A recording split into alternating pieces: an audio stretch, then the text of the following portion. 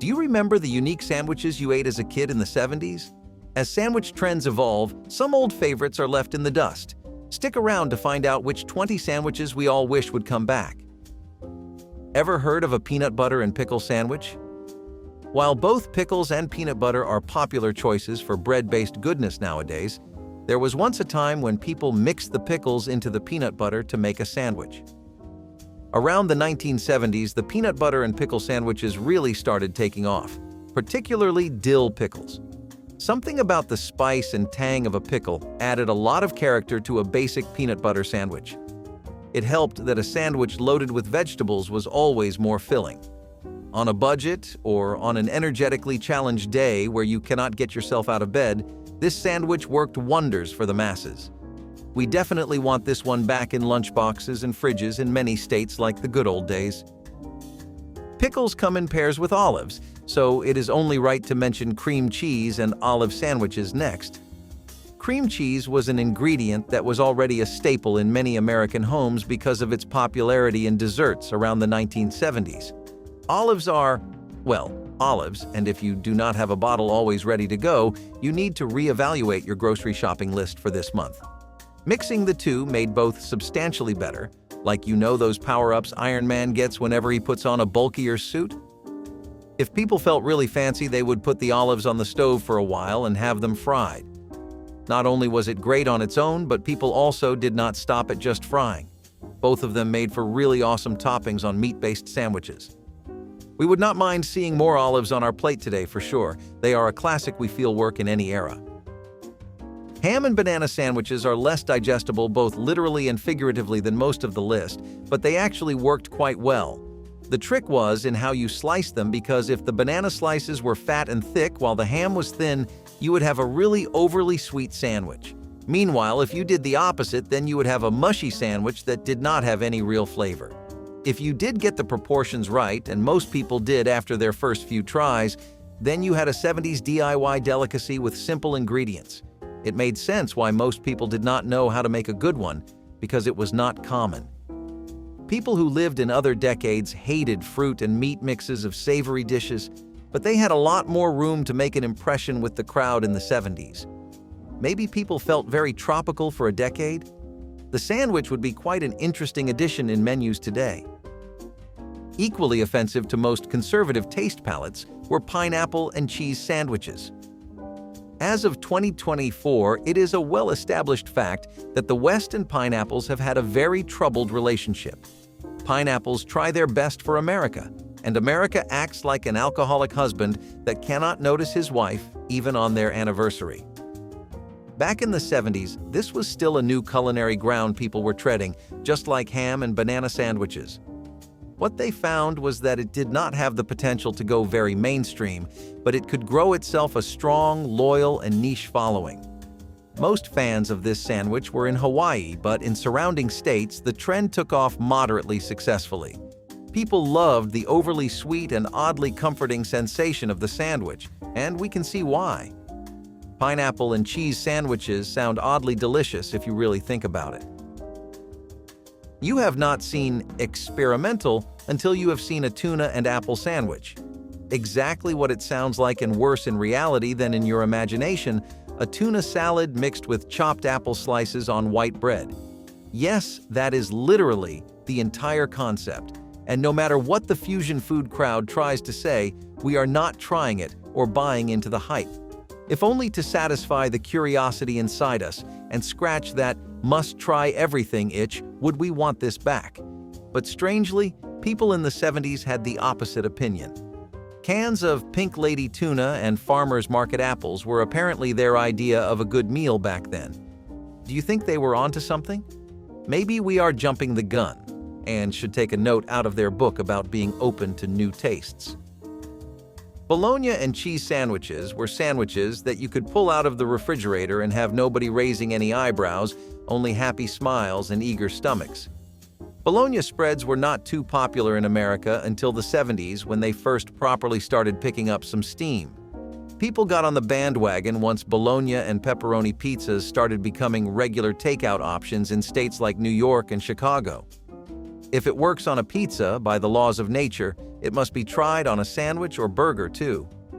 We are not sure who came up with that rule of thumb, but they were really onto something, because this made for a great sandwich that was a meal people ate when all there was for dinner was sleep.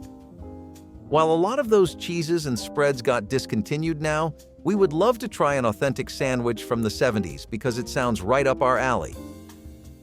A basic two-ingredient combo like meat spreads and cheese would continue making their mark with dishes like salami and cream cheese sandwiches.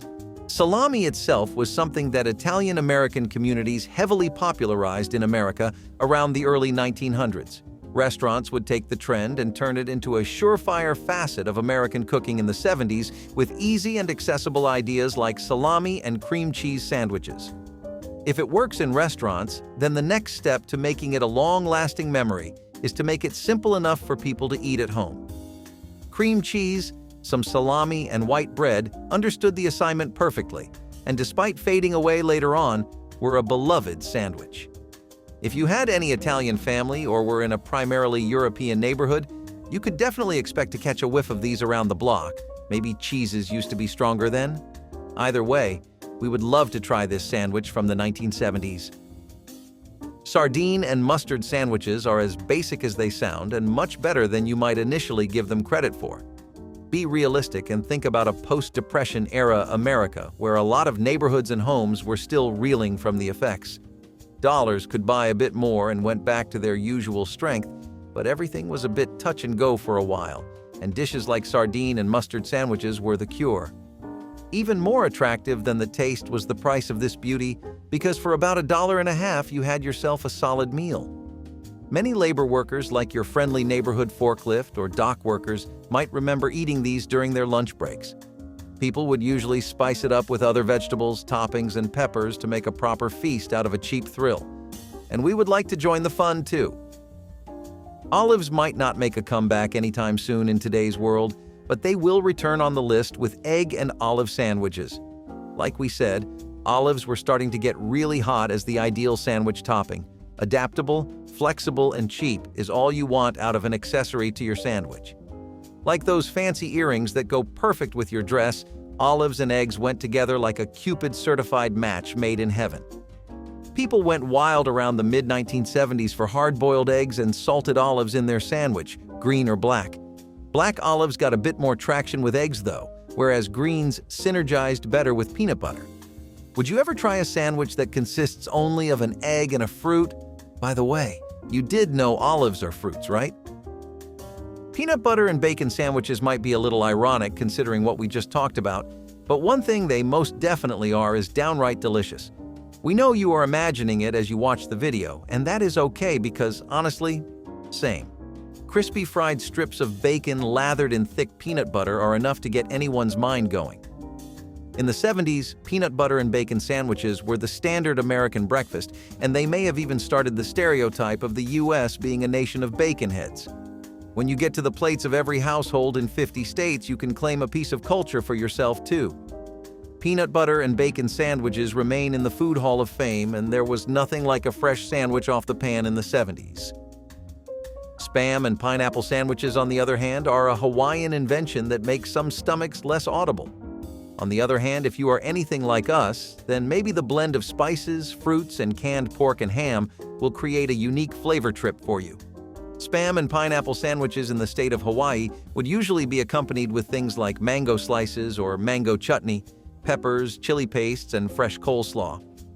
All of this really elevated the dish and gave it a strong identity to pull from when it was making impressions on people for the first time in the 70s, and most were good ones. While pineapples are eternally hated in America, this is one mix of different foods that a lot of citizens could get in line for, and that is why we are sad to see this one gone. What we cannot get are chicken salad and grape sandwiches. Seriously, what was the vision here, and who signed off on it? Honestly, the most action this dish saw was when it was the weekend, and there were only leftovers and some odd assortment of fruits at home.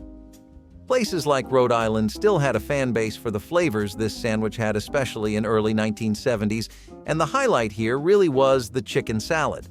Not something you would have to enter a food coma, but definitely something you want if you are counting calories. Health-wise, this was probably the best sandwich you could get back then, when the alternatives were grease-loaded behemoths or experimental train wrecks. Most of the lovers of chicken salad and grape sandwiches dwindled a lot over the years, and now it is just a memory.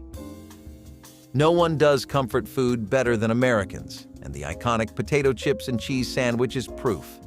People would grab cheddar or mozzarella cheese and a packet of Frito-Lays or a can of Pringles and get busy at the table but not in the kitchen.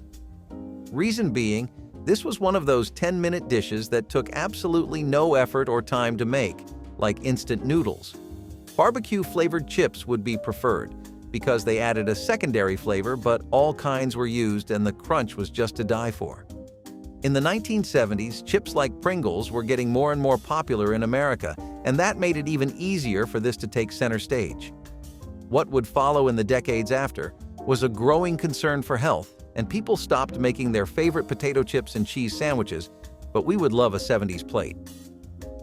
Bologna and potato salad sandwiches were just as effective at getting the entire family on the table and doubling as the perfect school lunch for your kid.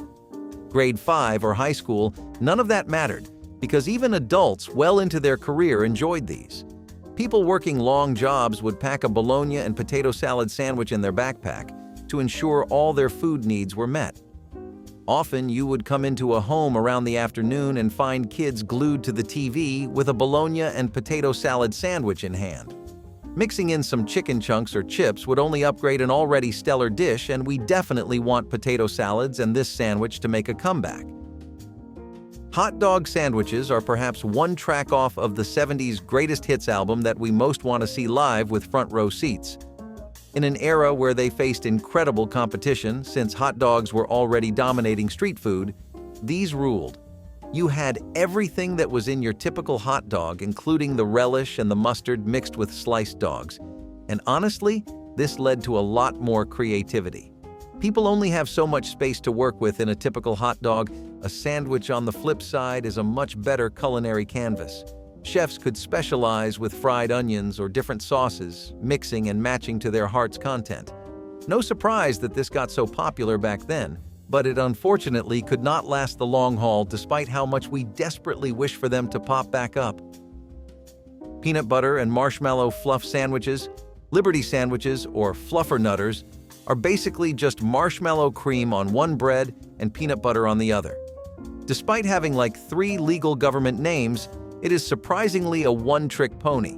But that one trick does wonders on an empty stomach, whether you needed a quick hit of sugar or a comfort snack to make the long shift pass by easier. These were just the sandwiches for the job. Fluffernutters also got really popular among children, and customizing them to make these cute aesthetic sandwiches was a popular hobby for kindergarten would-be chefs. Not something you would see on Hell's Kitchen, but something that puts a sweet smile on your day. Imagining the flavors is a bit difficult, so giving this certified beauty a shot is definitely on our list. One of the best descriptors we can offer is visualizing hot marshmallows dipped in peanut butter. And does that not sound just wonderful? Cream cheese and jelly sandwiches continue the trend of sweet sandwiches that add a cheesy twist to give an extra kick to your taste buds. Often sprinkled with a bit of pepper and served on toasted bread, cream cheese and jelly sandwiches worked really well as a cheap but tasty snack. That cost-effectiveness helped them become more trendy in an America that was still suffering from the Great Depression and all the havoc it wreaked. People do not close your mind off to the idea too fast, since cream cheese and jelly was one combo no one saw coming but everyone hopped on.